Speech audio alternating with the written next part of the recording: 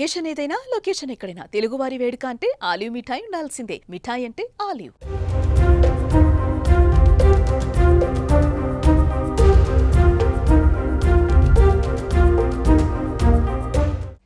ఉగ్ర దాడికి భారత్ ప్రతీకార చర్యలను ప్రారంభించింది. ఆపరేషన్ సింధూర్ పేరుతో ఉగ్ర స్థావరాలపై మెరుపు దాడులు చేపట్టింది. ఈ చర్యపై యావత్ భారత్ హర్షాతిరేకలను వ్యక్తం చేస్తోంది. దాయాదిని ఏమార్చి అత్యంత పకడ్బందీగా దాడుల ప్రణాళికలను భారత్ అమలు చేస్తోంది. ఇక మరోవైపు ప్రధాని మోదీ వ్యూహాలు కీలకంగా నిలిచాయి. బాలాకోట్ దాడులకు ముందు కూడా ఇలాంటి వ్యూహాలతోనే ప్రధాని అమలు చేసిన సంగతి తెలిసిందే. దాడులకు ముందు ప్రశాంతమైన ప్రవర్తనతో దాయాదిని మరోసారి ఏమార్చి దాడి చేశారు. భారత్ దాడులతో పాకిస్తాన్ షాక్ కి గురవటం తప్పలేదు. ఇక ఇదిలా ఉంటే ఇండియన్ ఆర్మీ మరో కీలక ప్రకటన చేసింది. ఆపరేషన్ సింధూర్ పేరుతో పాకిస్తాన్ పనిపట్టిన భారత్ మరో ఆపరేషన్ కు సిద్ధమైంది. ఆపరేషన్ సింధూర్ 2 కూడా రెడీగా ఉన్నట్లు ఇండియన్ ఆర్మీ ప్రకటించింది.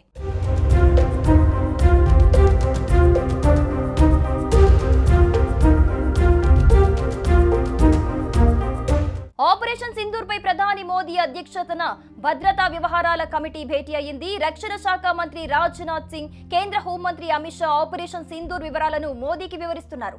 అంతకు ముందు ఢిల్లీలోని సౌత్ బ్లాక్ లో డిఫెన్స్ చీఫ్ అనిల్ చౌహాన్ తో రాజ్నాథ్ సింగ్ భేటీ అయ్యారు. ఆపరేషన్ సింధూర్ వివరాలను అడిగి తెలుసుకున్నారు. అనంతరం మోదీతో సమావేశమై ఆపరేషన్ సింధూర్ వివరాలను వివరించారు. పాక్ పీఓకేలోని 9 ఉగ్ర స్థావరాలపై దాడులు చేశామని ఇండియన్ ఆర్మీ వెల్లడించింది. అర్ధరాత్రి 1:05 నుండి 1:30 వరకు దాడులు జరిగాయని చెప్పింది. సామాన్య ప్రజలకు నష్టం జరగకుండా ఉగ్ర స్థావరాలను టార్గెట్ చేశామని వెల్లడించింది. ఖచ్చితమైన ఇంటెలిజెన్స్ సమాచారంతోనే దాడులు చేశామని చెప్పింది. ఏ క్షణమైనా పాక్ దాడి చేసే అవకాశం ఉందని తెలిపింది. ఆపరేషన్ సింధూర్ పేరుతో భారత సైన్యం ఇండియా పాక్ సరిహద్దులోని 9 ఉగ్ర స్థావరాలను లక్ష్యంగా చేసుకుని మిసైల్ దాడులు చేసింది. ఈ దాడుల్లో 100 మందికి పైగా టెర్రరిస్టులు మృతి చెందినట్లు సమాచారం. ఇండియా దాడిని అటు పాకిస్తాన్ కూడా ధృవీకరించింది.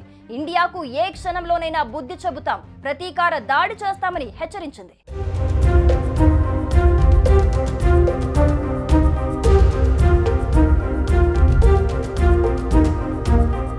పాకిస్తాన్లోని ఉగ్ర స్థావరాలపై భారత్ చేపట్టిన ఆపరేషన్ సింధూర్ పై భారత త్రివిధ దళాల అధికారులు స్పందించారు. మీడియాతో మాట్లాడుతూ గతంలో పార్లమెంటుపై దాడి నుంచి తాజాగా జరిగిన పహల్గాం దాడి వరకు మొత్తం 350 మంది పౌరులు మృతి చెందారని చెప్పారు. అలాగే 600 మందికి పైగా సైనికులు మృతి చెందారన్నారు. ఇకపై ఇలాంటివి జరగకుండా ఉండేందుకు ఆపరేషన్ సింధూర్ చేపట్టినట్టు తెలిపారు. పహల్గాంలో పౌరులను విచక్షణారహితంగా కాల్చి చంపారని, ఈ దాడిలో 25 మంది భారతీయ పౌరులు, ఒక నేపాలీ మృతి చెందారని చెప్పారు. పహల్గాం దాడి అత్యంత హేయమైనదని తెలిపారు. ముంబై దాడుల తర్వాత ఇదే పెద్ద దాడి అని, జమ్మూ కాశ్మీర్ అభివృద్ధిని అడ్డుకోవటమే ఉగ్రవాదుల పన్నాగమని చెప్పారు.